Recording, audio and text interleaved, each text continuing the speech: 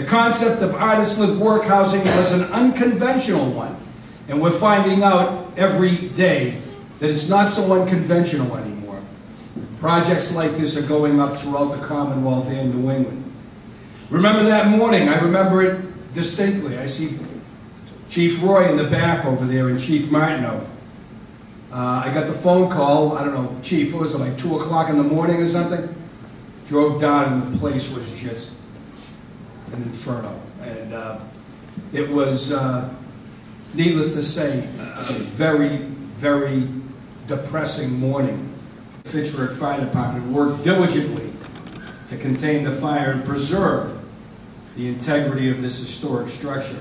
City personnel rallied together to help keep things moving along, and our commitment continued in the subsequent weeks as city officials worked with New View to ensure the project continued to be viable.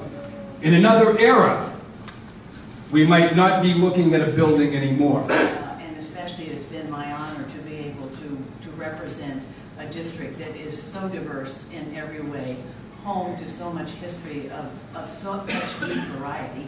I call it the Revolutionary District because it's home to the American Revolution in Concord, which I represent, the Industrial Revolution in the cities like Fitchburg, Lowell, Lawrence, much more limited resources. But it really begins with all of you to be risk takers, to be tenacious in the pursuit of your vision, to look at an obstacle and instead of having it stop you, find a way to deal with it, and that we're all here today is really a testament to that tenacity, that perseverance, that sense of place. So I'm a very proud BF Brown rebel. Are there any rebels in this room? Wow. This project here is incredible. It's a testament to what people can achieve by working together, from the city council to the mayor's office, to the leaders of this community, to the state delegation, as well as Congresswoman Nikki Songus. This is what we can achieve in the city of Fitchburg, and we can achieve more if we work together. And so I would like to thank everybody who was involved in the vision here, involved in the investment here, and involved in the partnership here, because this is going to move our city forward, and I appreciate everything they've done. Thank you. Both her and I have small businesses. Sasha owns and operates a Total U. It's along right down the street at Harlow Street.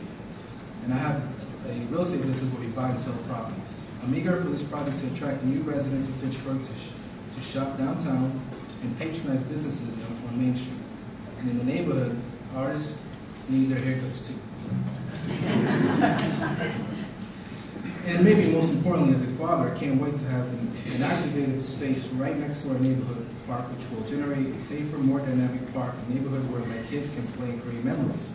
We attend the church on Elm Street. Pastor Steve there, we're really good friends with him, and we would walk back and forth there to hang out with him. So seeing this building restored is going to be amazing. When fire first struck the building in 2016, many questioned whether the ability to move forward was even possible. I, for one, never questioned the resiliency of that grand old lady across the street that we know as B.F. Brown.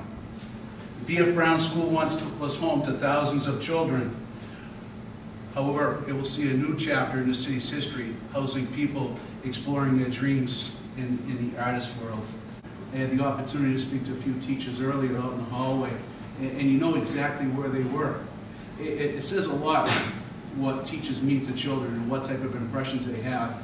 At B.F. Brown from 77 to 1980. In those days it was 7 through 9.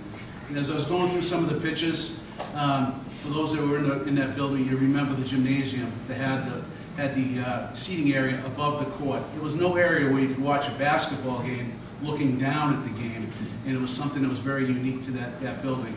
The auditorium was just majestic. When I'm looking at pictures of the auditorium, memories of prep rallies, memories of concerts, memory of student assembly in that room. It all came flooding back, and it was just remarkable looking at some of the old photos. It led me to believe that there's still hope in that building, and we're here today celebrating that hope. Once again, there will be light on in that building. As you can see what this school means to everybody in this community. This is much, much more than just a neighborhood. This neighborhood was built around that building there.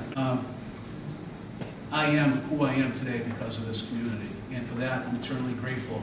And to see life being breathed into this building once again says a lot about this community and where we're headed. Many in Fitchburg and others from the region and throughout the state have volunteered or contributed their creativity, labor, or funding to the rebirthing of B.F. Brown as the Fitchburg arts community. The renovation of this landmark building offers concrete evidence of the rejuvenation of the north of Maine as the gateway to arts and culture in Fitchburg.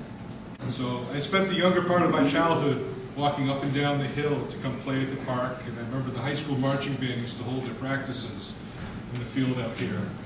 And I loved to listen to them play Louie Louie and Purple People Eat 'Em Over. Pretty much every afternoon from late summer until Thanksgiving.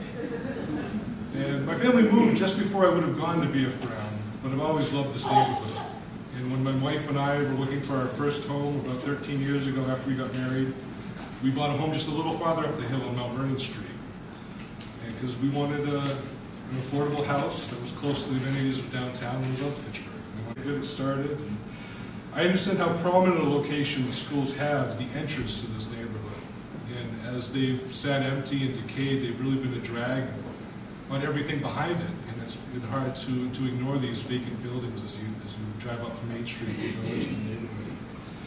But the Fitchburg arts community will completely reinvent the gateway to this neighborhood. It will breathe